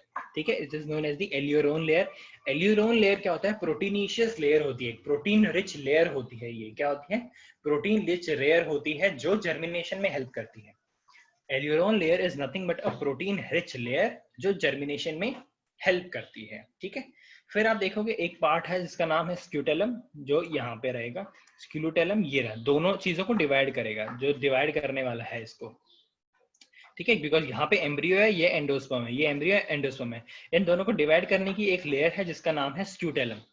ठीक है, वो दबाया होता है, वो जो स्क्यूटेलम होता है it is forced towards the endosperm, endosperm के कनेक्शन में होता है। स्क्यूटेलम इज द थिंग जिससे एंडोस्पर्म से न्यूट्रिशन यहाँ पे आएगा, तो वो स्क्यूटेलम वो न्यूट्रिशन को यहाँ लाने में हेल्प करता है। स्क्यूटेलम क्या हेल्प करता है, यहाँ जो एंडोस्पर्म का न्यूट्रिशन है और यहाँ पे एम्ब्रियो, ये एम्ब्रियो है, ये वाला स्ट्रक्चर ये है। तो एम्ब्रियो को जब न्यूट्रिशन चाहिए होता है तो स्क्यूटेलम के थ्रू पास होके आता है वो। ठीक है, फिर आप देखोगे plumule and radicle are the same thing. Radicle से रूट निकलता है, प्लीम्यूल से शूट निकलता है। प्लीम्यूल के ऊपर एक कोट, एक कवरिंग, एक कैप लाइक स्ट्रक्चर होता है जिसको हम बोलते हैं सीलेप्टाइल। ठीक है, कोलेप्टाइल बोल दे तो सीलेप्टाइल बोलते हैं, कुछ भी बोल लो, इसको सीलेप्टाइल बोलता हूँ मैं तो, अभी वही बोल देना सीलेप्टाइल। तो प्लीम्यूल के ऊपर की कोट कवरिंग को हम बोलते हैं सीलेप्टाइल, एंड प्लीम्यूल की नीचे की रेडिकल के नीचे का जो कवरिंग होता है उसको हो जाता है कोलोराइजा। अब ये दोनों covering is a cap like structure because root जमीन के नीचे जाने वाला है और शूट को भी एक बार थोड़ी सी जमीन क्रॉस करनी है, जमीन क्रॉस करनी है, तो वो रेडिकल, उन दोनों को, रेडिकल और प्लीम्यूल को हार्म ना हो बिकॉज ऑफ सॉइल, तो वो एक कैप लाइक स्ट्रक्चर होता है जिसको हम सीलोप्टाइल एंड कोलोराइजा बोलते हैं। ठीक है, जिसको हम सीलोप्टाइल एंड कोलोराइजा बोलते हैं। तो ये यहाँ पे रिटर्न में वही एक्सप्लेन किया हुआ है, एक बार हम इसको पढ़ भी लेंगे, ऐसे कोई इशू नहीं है, अपन पढ़ सकते हैं, टाइम हमारे पास, तो हम रीड करते हुए चलते हैं आगे आगे। देखो, the covering of the grain encloses two major part, इसमें दो ही मेजर पार्ट होते हैं मोनोकोटिलेडोन सीड में। One is the endosperm which is in which takes the major part, सबसे ज्यादा पोर्शन एंडोस्पर्म का ही होता है, that is nothing but the reserved food material, and the other is called as the embryo, जो हम section में देख पा रहे हैं. The major portion of the grain is occupied by the large starchy endosperm. Starch के form में saved होता है food endosperm. It is surrounded by a special one cell thick layer. एक सेल का थिकनेस की एक लेयर होती है जिसका नाम है एल्यूरोन लेयर.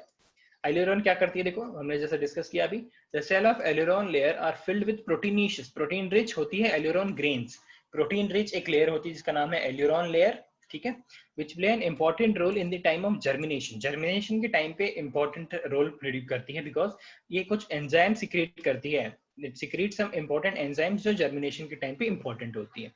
एक कुछ ऐसे एंजाइम सिक्रेट करती है जो जर्मिनेशन के टाइम पे क्या होता है, इंपॉर्टेंट होता है, ठीक है.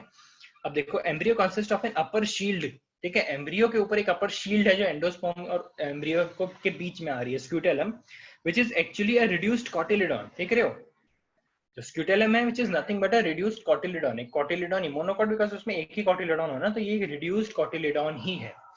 The scutellum is closely pressed against the endosperm. Scutellum, as I already told you, कि उसको दबा के रखा होता है एंडोस्पर्म से. It is all in connection with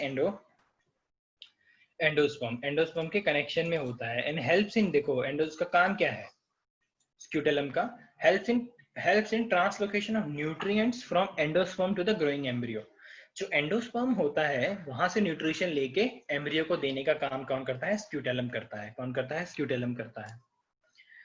The epidermal tissue of scutellum lying directly in contact with the endosperm is both secretory and absorptive in function. तो जो epidermal cells हैं scutellum के, वो दोनों वो secrete भी कर सकता है कुछ nutrients and absorb भी कर सकता है. वो क्या करता है scutellum, वो एंडोस्पर्म से न्यूट्रिशन अब्सॉर्ब करता है और इस तरफ पीछे की साइड पे एम्ब्रियो की तरफ से सिक्रेट कर देता है. यहाँ से अब्सॉर्ब करता है, यहाँ से सिक्रेट करता है, ऊपर से अब्सॉर्ब करता है, नीचे सिक्रेट कर देता है. किसकी बात चल रही है, स्क्यूटेलम की बात चल रही है. किसकी बात चल रही है, हम स्क्यूटेलम की बात चल रही है, ठीक है. One end of the embryonal axis point towards the pointed end of the grain. One end of the embryonic axis is ये वाला,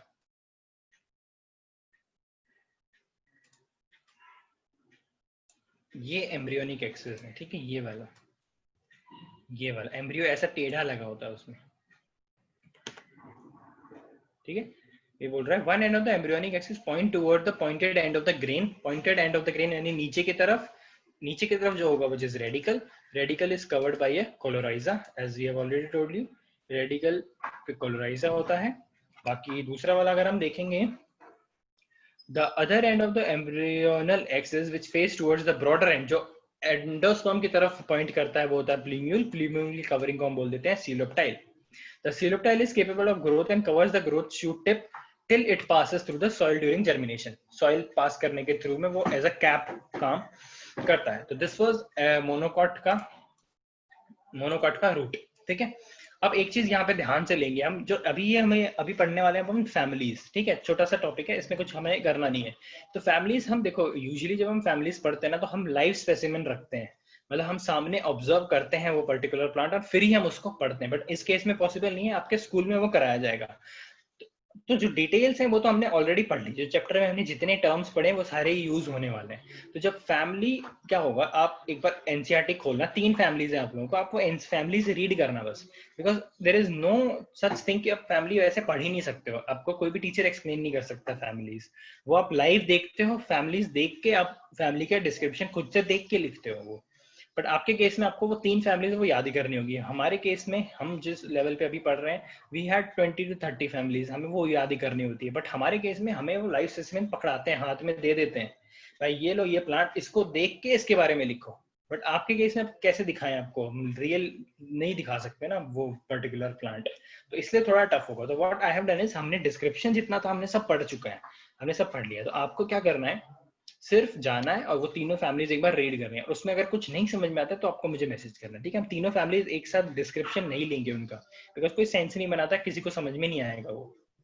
वो आपको खुद एंड ऑफ द डे याद ही करना पड़ेगा, ठीक है. वो चीज आपको याद ही करनी पड़ेगी. तो वो आप धीरे धीरे प्रैक्टिस करते रहो तो याद हो जाएगा, ठीक है. अभी हम देख लेते हैं टेक्सोनॉमिकल डिस्क्रिप्शन. टेक्सोनॉमी हमने पिछले चैप्टर में पढ़ा था. Taxonomy is nothing but identification of that particular plant. उसके कैरेक्टर्स वगैरह देखना, उसके कैरेक्टर को नोट डाउन कर लेना, उसके कैरेक्टर को नोट डाउन कर लेना, फिर देखना कि भाई ये सारे कैरेक्टर इसको कौन से कहाँ पे इसको सूटेबल है कि भाई इसको हम कहाँ डालें, जिम्नोस्पर्म में डालें, एंजियोस्पर्म में डालें, ब्रायोफाइट्स में डालें, टेरिडोफाइट्स में डालें, तो वो सब चीजें होती है टेक्सोनॉमिकल कैरेक्टर। तो आई हैव गिवन सम छोटे छोटे थिंग्स कि हम क्या क्या देखते हैं उसमें, हैबिटेट देखते हैं भाई कहाँ पे मिला हमें ये पर्टिकुलर प्लांट, ठीक है। एनुअल है, बाइनियल है मतलब साल में एक बार आता है, बाइनियल है या फिर पेरिनियल है मतलब 2 साल तक भी ग्रो करता रहता है वो, ठीक है। ऐसा चीज हो गया। हर्ब है, श्रब है, ट्री है, क्लाइंबर है, ज़ेरोफाइटिक है, हाइड्रोफाइटिक है, पैरासाइट है, एपिफाइट है, ये हो गई इसकी हैबिटेट। फिर हम रूट देखेंगे as we have already done in this chapter, कौन से टाइप का रूट है, एडवेंटिशियस है, टैब है, ब्रांच्ड है, अनब्रांच्ड है, कौन सा टाइप ऑफ मॉडिफिकेशन है, ये भी हम उस पर्टिकुलर प्लांट में ऑब्जर्व करेंगे। इमेजिन आपको क्या करना है कि आपको एक ऐसा प्लांट मिला, आपके हाथ में एक प्लांट है और आप उसको ऑब्जर्व कर रहे हो, ठीक है। आप ऑब्जर्व कर रहे हो, आप बोलोगे यार हैबिटेट क्या है, आप बोलोगे हाँ ये भाई ये साल में एक ही बार दिखता है, तो आप इसको बोलो भाई ये एनुअल है, ये साल में एक ही बार दिखता है, एक ही बार ग्रो करता है, वो एक ही सीजन में ग्रो करता है। फिर आप देखोगे भाई रूट कौन से है इसमें, भाई इसमें टैप रूट है, तो आप बोलोगे इसमें टैप रूट है। फिर आप देखोगे इसके रूट में मॉडिफिकेशन, यार इसके रूट स्टोर कर रहे हैं फूड, तो आप वो चीजें बताओगे। It is all thing is based on observation, ठीक है। अब इसे रट्टा मार के इसको याद नहीं कर सकते हो। Stem as you all know, stem हमने पढ़ा, पूरा टॉपिक लिया था स्टेम का। भाई स्ट्रक्चर क्या है, हर्बेशियस है, वुडी है, ग्रीन कलर की है या फिर लकड़ी की जैसी है, ब्राउन कलर की स्टेम है। भाई स्टेम एरियल है कि अंडरग्राउंड है, स्टेम हवा में है कि अंडरग्राउंड में भी है। हैबिटेट क्या है, इरेक्ट है, प्रोस्ट्रेट है, क्रीप कर रही है, ट्विन कर रही है, क्लैम कर रही है, सारी चीज हमने करे हैं। जो भी नए बच्चे हैं जिनको लग रहा है कि हम ये स्किप कर रहे हैं, नहीं, we have already done all these things, है ना। बताओ भाई जो पहले थे हमने सब ये चीज करी कि नहीं करी, जल्दी बोलो। हमने ये सारी चीजें करी है कि नहीं करी है, एक एक टर्म यहाँ का लिया है कि नहीं लिया है क्लास में, बताओ जल्दी, कोई तो बता दो, ऐसे मत करो यार। Yes, good, good Sanika, Neha also said yes, Gayatri also said yes, yes very good. हमने करा है ये सारी चीजें, तो ये आपको पहला वाला लेक्चर देखना पड़ेगा, इसीलिए हम इसको फास्ट फास्ट ले रहे हैं, बिकॉज हमने पढ़ रखा है, हमें पता है ब्रांच क्या है, अनब्रांच्ड क्या है, हमें पता है को शेप कौन कौन सी होती है स्टेम की, सिलेंड्रिकल है, राउंड है, एनुलर है, फ्लैटेंड है, स्क्वायर है, रिब्ड है, जॉइंटेड है, वो सब सॉलिड है, फिजिकल है। कई कई आपने स्टेम देखी होगी ना, अगर आप उसको तोड़ दो भाई, वो अंदर से हॉलो निकलती है, बैम्बू मान के समझ लो, बैम्बू समझ लो, ठीक है। सॉलिड होती है, कहीं कंप्लीटली फिल्ड होती है।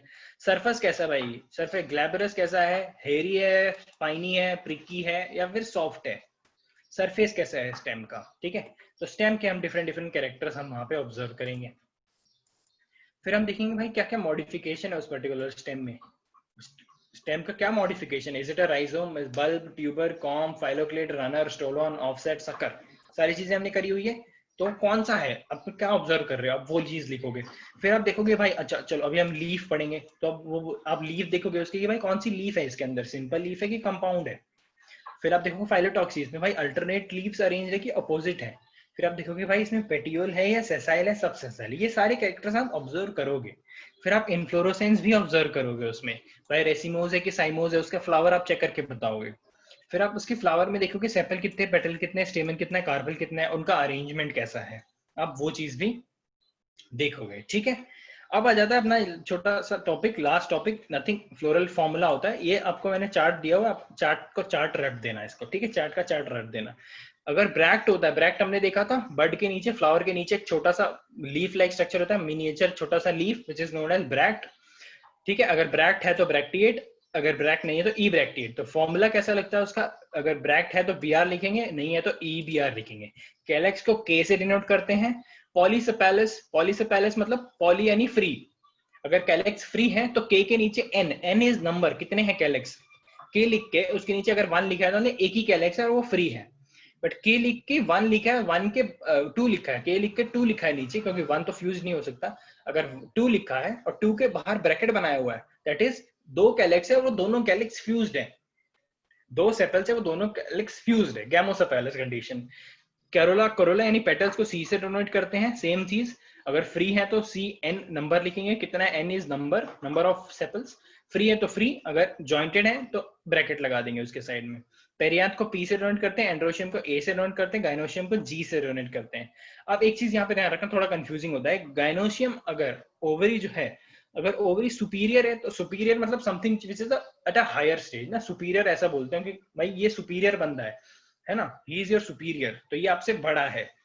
बड़ा होने के चक्कर में आप समझोगे कि ऐसा कि यार ये जो डंडी है सुपीरियर तो इसके ऊपर डलनी चाहिए ना, बड़ा है ये, बट नहीं, ऐसा यहाँ पे उल्टा किया हुआ है। सुपीरियर ओवरी मतलब जी गाइनोशियम के नीचे डंडी होगी, अगर नीचे डंडी है दैट मींस ओवरी सुपीरियर है।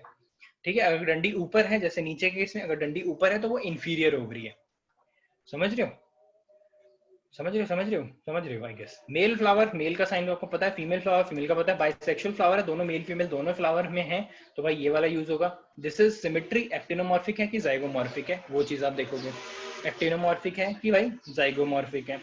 तो ये फॉर्मूले आपको याद करने होते हैं, वहाँ पे आपको फॉर्मूला दिया होता है, कई बार ऐसे क्वेश्चन आ जाते हैं कि फॉर्मूला दिया होगा, आपको बताना है कि भाई ब्रैक्ट है कि नहीं है, कैलेक्स कितने, करोला कितने, एंड्रोशन कितने हैं, मेल है कि फीमेल है, जाइगो है कि एक्टिनो है, ओवरी इंफीरियर है कि सुपीरियर है, ये चीजें आपको बतानी होती है। तो ये सारे फ्लोरल फॉर्मूला है, ये आपको याद कर लेने हैं।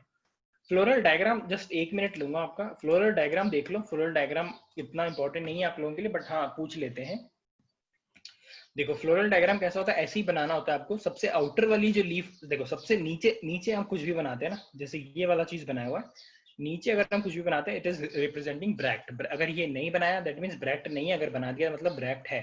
उसके बाद जो सेकंड आप लीफ बनाते हो, जो हॉलो ही होते हैं, वो लीफ होते हैं सेपल्स के, ये होते हैं सेपल्स। ठीक है, ये होते हैं सेपल्स। उसके बाद सेपल्स, देखो इसने बनाया हुआ है सेपल्स, इनमें कैसे जॉइंटेड है कि नहीं है। अगर आपने ऐसे पॉइंट छोड़ा हुआ है तो ये हो गया भाई ये जुड़े हुए नहीं है, बट अगर आप ऐसे कर देते हो तो मतलब ये जुड़े हुए हैं। ठीक है, आपसे यू बना देते हो मतलब जुड़े हुए हैं। अंदर हमारी ये है जो हॉलो डार्क कलर्ड है, डार्क कलर्ड है, ये है पेटल। फिर ये है हमारा एंड्रोशियम, फिर ये एंड्रोशियम देखो कहाँ अटैच्ड है भाई, ये एंड्रोशियम पेटल्स पे अटैच्ड है, तो वो उसने डंडी करके बनाई हुई है।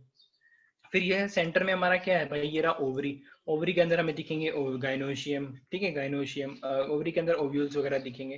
तो इस तरीके से हम क्या बोलते हैं, इस तरीके से हम इसको बनाते हैं फ्लोरल डायग्राम, इसको बोलते हैं फ्लोरल डायग्राम। तो आप आपकी बुक एनसीईआरटी में जाना जब भी आपको टाइम मिले, 3 फैमिलीज है जो मैंने नाम दिया हुआ है, देखो नीचे 3 फैमिलीज है, फैबिएसी, सोलेनेसी, लिलिएसी। तीनों फैमिलीज आपके एनसीईआरटी में बहुत ही अच्छे से दी हुई है। उन तीनों का फ्लोरल डायग्राम, फ्लोरल फॉर्मूला और उनका डिस्क्रिप्शन आपको याद करना पड़ेगा। उसमें कुछ भी डाउट होता है तो आप मेरे को बताना, ठीक है। In this way we have finished this particular chapter. आपकी नेक्स्ट क्लास शुरू होने वाली होगी तो आप जा सकते हैं। Thank you so much for joining. Bye bye. कोई डाउट रहा तो मुझे बता देना, ठीक है। Good bye, all the best, have a nice day, thank you.